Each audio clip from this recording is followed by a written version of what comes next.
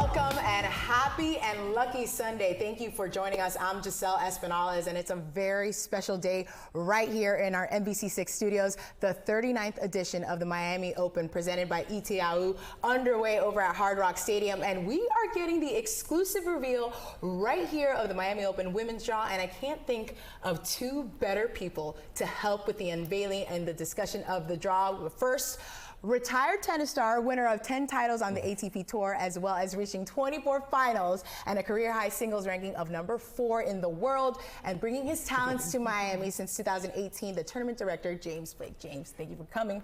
Pleasure. Thanks for having me. And, of course, she needs no introduction, but we have so much legendary talent in this studio. We have to do it. 7-time Grand Slam titles, Olympic gold medalist, 3-time Miami Open champion, Venus Williams. Thank you. So happy to be here. And it is an honor to have both of you guys here in studio with us. And before we get into the draw, Venus, let's start with you. What makes playing here in Miami so special? And how do we begin? Right at home, I grew up watching this event, like watching all the legends play out in Key Biscayne. It was like legendary. They called it the 5th major. So getting to play here, win here, and then still play here at home, it's like a dream come true for me. And so special for you as well. And James, you know, as a player, you said you always loved playing in Miami, and now entering your 6th year as their tournament director, shuffling all the things. What's it been like to be back here again for another year? Oh, it's a thrill and it's a learning experience. You know, I love the fact that when I was playing tennis, you become very isolated and focused on your craft.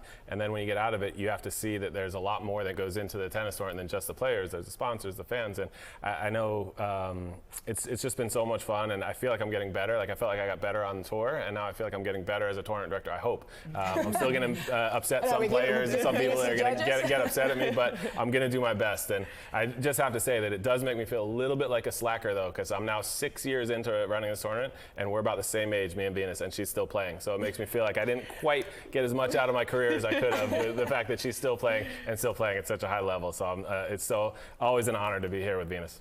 Too much of no more slacking here, because you have been busy this morning, and we do have some exclusive video that we're actually going to see before we start seeing the draw with the official tournament referee. James, explain a little bit about this video of what's going on here.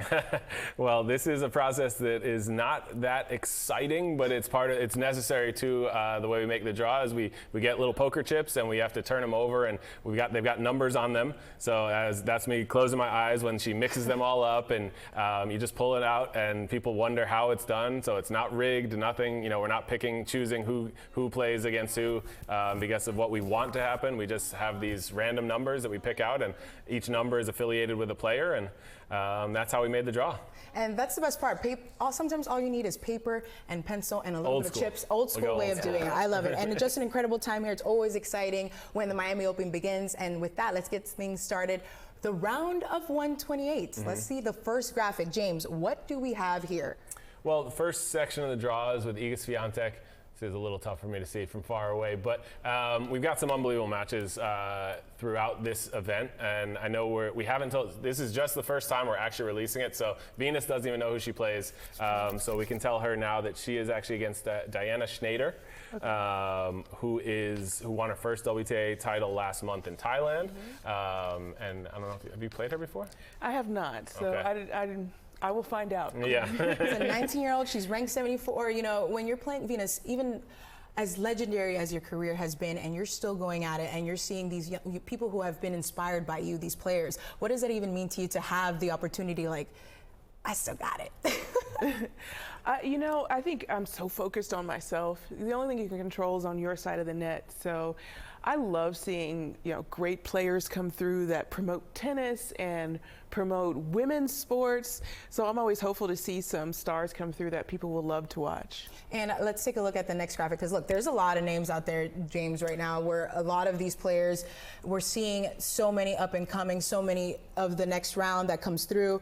But we're going to pull up the next one and see what stands out to you the most in some of these, with some of these players. We need to highlight a few of the first round matchups, because you know, the top 32 seeds get buys, so they won't be playing until later in the week. But we have some incredible matchups in the first round, which you don't always see. We don't always have legendary Venus Williams playing on the first day, because a lot of times she was seeded and we didn't see her till the second round. But this year we've also got Simona Halep playing Paula Badosa, which is going to be a really exciting match. Simona Halep, a Grand Slam champion as well. We've got Caroline Wozniacki playing a Grand Slam champion, former number 1 in the world. She's playing Clara Burrell. And we do still have a younger player in Emma Raducanu, a Grand Slam champion that, I mean, absolutely burst onto the scene just a couple years ago, winning the U.S. Open, coming through qualifying. So for her to be playing on the first day, we're actually having absolute blockbusters for that first day. On Tuesday, I believe, is when it'll start. And we haven't decided which half plays which day yet, but Venus will be playing either Tuesday or Wednesday. And those kind of matchups are just, I mean, they're absolute gold for the fans to come in and get to see in the early rounds some of these legends of the game. And James, even talking about having Venus here, the impact of having such powerful players that have been in the game for so long, how important is it for this particular tournament to be able to have them come out to play and be able to show what they have to the Miami fan base? Yeah, I mean, this event has been, I think, integral to the Miami landscape, and we wanted to keep it here. When it left Key Biscayne, to have it still at the Hard Rock Stadium was so important, and to keep that local vibe. We're going to have local bands throughout. We have a lot of local cuisine, and we've got artists that have done murals for the event as well. So we try to keep it as local as we can. And we got a lot of local talent. And Venus, I mean, she grew up here, and we've got Madison Keys, Frances Tiafoe, a lot of players that actually grew up and live in this area. Jess Pegula lives close as well. So we've got we're going to have some hometown fans. And Venus, you know, this is Miami Open to you is so special, and you've won 3 of these. But I have to say, like, which one was your favorite? Oh my gosh. There's some pretty legendary ones. And if you're Miami, remember the first one ever that you won. The second one, you beat your sister Serena. Which one of those? I mean, is it hard to pick? I mean, it's tough to place Serena. I think in this particular one here, we're showing, I think I faced 8 match points before winning the title. And I think when I faced the first or third one, at some point I thought, I'm going to win this. So it's really interesting, your thoughts on the court. And then my first title here was my first big title. And like, how amazing to win at home. It was great, and you know, I like to take those great times on court with me next Tuesday or Wednesday, right? Yeah, so, Tuesday or Wednesday. Yeah. I mean, even seeing the video of like being able, does that bring back, what kind of memories does that even bring back for you of like, wow, like this is like all nostalgia too at the same time? It's total nostalgia. It's just a beautiful moment to have lived through and to get to relive, especially when you walk out there on the courts, to bring that with you. In the beautiful Miami, of course. And then we're going to look at the third bracket right now. James, is there anybody that you see that stands out, or, you know, in tournaments like this with so many names, has anybody else that we have Coco Gauff, I believe, at number 2, of course, in there. Another. Yeah, Coco's going to be a standout. And, the way the draw worked out, she's actually on the same half as Iga Swiatek. So that entire half is going to be pretty packed. And so that day, they'll play on the same day. So you're going to get, every other day, you're going to get to see Coco and Iga playing on the same day. So that's going to be definitely star-studded. I mean, Coco is one of the absolute rising stars of the game, already a Grand Slam champion. I think people sometimes forget how young she is because she burst onto the scene actually against Venus just a few years ago. Sorry to bring that up, but burst on the scene when she was so young that it seems like she should be a veteran, but she still just turned 20 years old, and the expectation's so high. Something Venus can speak to from being, you know, having so much weight put on their shoulders as a teenager. But she's getting through it so exceptionally well. She's handled it. She's got mentors like Venus, which makes a big difference, and it seems like she's really learning extremely quickly. So you're going to get to see her play a lot. So that's definitely a standout, and she's a Miami favorite. And Venus, even talking about, you know, playing in Indian Wells and then coming to this, how hard is that transition of like, okay, next one up? How do you get in, what changes for you? Yeah, for me, just learning from each match. You know, I haven't played in a while, so just getting back on the court, getting the swing of things, even with as much experience as I have, is not always easy. So I'm just coming into this with a lot of excitement, just like prepared, ready to play. It's nothing like playing at home. Like, I just can't wait for the Miami crowd to come out and just, you know, have that moment together. And some of the things, James, too, as well, when we see the fourth bracket also come up, what are the biggest changes that you've seen? We're seeing record attendance numbers too, where obviously this tournament started in Key Biscayne and now made that change over to Hard Rock Stadium. And you and I, we took that tour on Friday, and it's incredible to see how easy it is for people to be walking through, watching tennis, watching practice of some of the best in the world. Yeah, it's changed quite a bit, and I think I understand the players were a little hesitant at first, and the fans as well, because you got so used to Crandon Park, you got so used to Key Biscayne, and everyone knew what to expect there. But then once they saw what was possible at the Hard Rock Stadium, I think it was pretty instantaneous when the players were happy with how the changes come and the way the tour has grown. I feel like maybe Crandon Park had been a little bit outgrown, and so now to have the space, to have the ability to expand at the Hard Rock Stadium, and we've added new restaurants, new sponsors, new activations out on the site. So fans get an unbelievable experience. Fans get to see, like you said, you get to see them up close at practice, and then the stadium, I mean, took the creativity and the vision of someone like Stephen Ross to put a 14,000 seat stadium inside a 60,000 seat stadium. It's incredible. And to make that really work for the players and for the fans, it's really been special to be a part of. And we're going to pull up the fourth bracket right now that we're going to see here. And if anybody else that stands out to you here, I know the font's a little small right now, but again, like some of these players being able to be out here, what has been the most surprising? Is there also a dark horse that you would expect? Yeah, I mean, there's some pretty incredible talent even outside of the seeds. I think one of the most exciting first round matches will be Sloane Stephens against Angie Kerber. Sloane Stephens, my first year running this event, she was the champion there, and in 2018, the last year at Crandon Park, and she's got such amazing talent. Really, someone that's special in the ability to play defense and also turn that quickly into offense.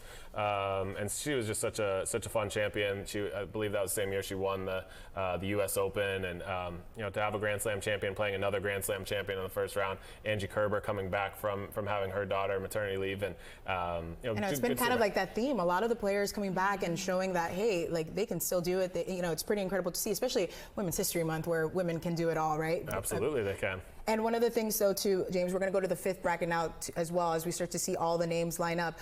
The hardest part about all of this is like making sure you've also had wild cards. I know Venus coming in as a wild card entry, having some of those big names, Caroline Wozniacki also as well coming through. What does that all mean to you to be able to have these entries like this where we have stars like Venus here?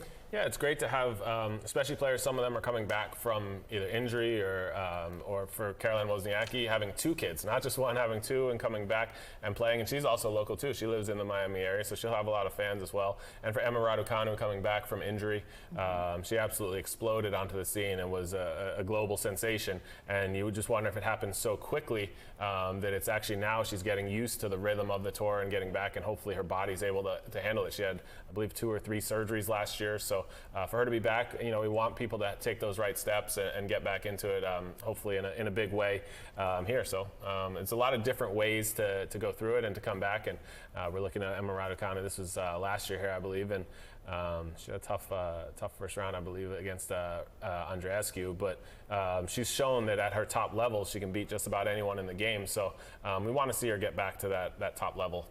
And Venus, when you're going through all of this and being back at home, how many people are still asking you for tickets and being like, hey? I've got no tickets left, basically. It's sold out, I think. But yeah, it's hard to meet the demands. I've got so many family and friends. I've been in South Florida since 1993, so this is home. But it's great. It's great. Nothing beats that weather, right? When you're here in Miami, and that's the beauty part. We love that part. We love that part, right? And we're going on campus. We gotta get a little sunscreen though, because it does get a little hot out there. But let's look at the sixth bracket right now. It's one of those things, James, that we start to see more and more. So many of these players, sometimes even vying for a chance to make it or win their first. What does that say to you about the sport of so many players trying to get a chance to even win a tournament like this? Yeah, and I think this tournament, you even heard Venus talk about it, it was like she won this one and it was kind of her first big tournament. When you win this one as your first big one, in my opinion, it lets you know you can win any tournament in the world. If you can win the Miami Open, I think it just lets you know you can also win a Grand Slam. And I think Carlos Alcaraz a couple years ago winning here, I really think that actually elevated his confidence in the ability where he then felt like he could win the U.S. Open, and he did later that year. So I think when you see these players and you see the excitement, it's that pure joy of getting to the finals, getting to hold up that trophy, this beautiful trophy. I think it makes a huge difference in their career. It looks heavy. We don't touch it because people don't even get that close, right? Yeah. We don't touch it. But let's look at one of the last two graphics that we have. again, it's Venus, when you start to see even playing in these kind of tournaments and, you know, you hadn't been playing for a little bit, how to reset your mind to put the best that you can out there.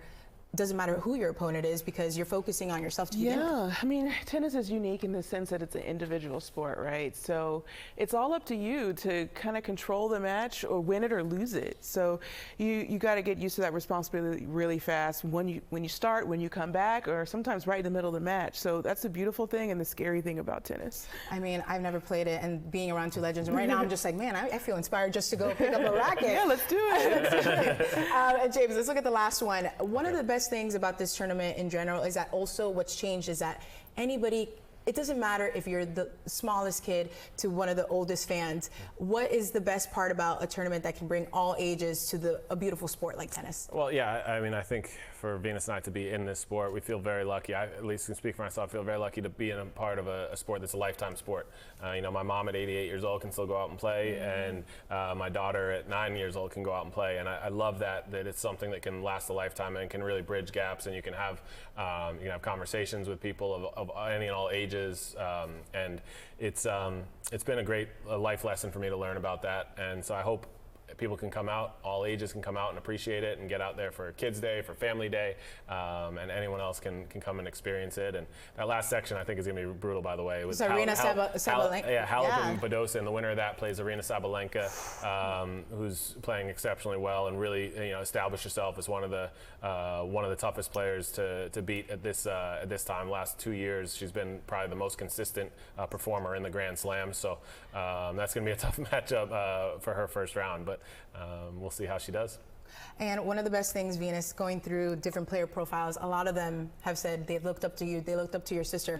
What does that mean to you that no matter what, you have changed the sport forever, leaving a legacy, even now playing? I mean, James did say he felt a little bit of a slacker because he's not playing, but at least knowing that kind of impact that you've made for generations to come. Yeah, I think when you're still in the middle of it, it's hard to definitely think through that clearly, but definitely not the impact that I ever thought I was going to make. Just growing up, you want to go, you want to play, you want to win, and sometimes something else comes out of it. So I'm quite proud to represent my family and the way that I've on tour and do it a little longer. And one of the best things is like you've traveled the world, and nothing beats coming home, right? Nothing, absolutely nothing. There's literally no place like home. No place like Miami, no place like Palm Beach. I'm gonna click my heels together with my. I'm actually wearing sparkly shoes now, and click to a win. We can't see them, but she is wearing them. And that's where we have it. The women's draw. Of course, you can see all those names on the website on MiamiOpen.com. You can see it online, all the social medias. And as you get ready to embark on another tournament, I'm sure even after all these years, is there still some of that? Is there butterflies? Is there nerves? Like what goes on? Yeah, I think excitement. I got a chance to play last week, so I got my feet wet, and so now I'm like feeling like planted and ready. Like I know what I needed to work on. I worked on it, and now I'm like excited to go forward. So just excitement. I can't wait. And James, what's your final message to fans who are coming out, seeing this, seeing greatness? Look at this right now. Like next to Venus Williams, that atmosphere. What can people expect? You can expect it to be very local. We've got the Miami culture represented very well there, but just hopefully you have an unbelievable experience. I want people to come out there, whatever your level of tennis fandom is, whether you're a diehard and you know every player's, every result they've ever had, or if this is your first time even seeing a tennis match, I think you can find ways to have fun there and experience the dining. There's really world-class dining, so enjoy sushi, Nobu's there. We got Piper Heidsieck has got a great sky view lounge now, so have a drink, within responsibility, and then go out and watch some tennis. And one of the things you did tell me, it's very Miami, and that's the best part about it, about the Miami Open, right? Thank you so much, Miami Open Director James Blake, tennis legend Venus Williams, for being here in studio with us. The stage is set for the 2024 Miami Open. Thank you all for joining us. Enjoy some of the best players in the world over at Hard Rock Stadium. On behalf of NBC6 and our crew behind the scenes that made this all possible, I'm Giselle Espinales. Have a great Sunday.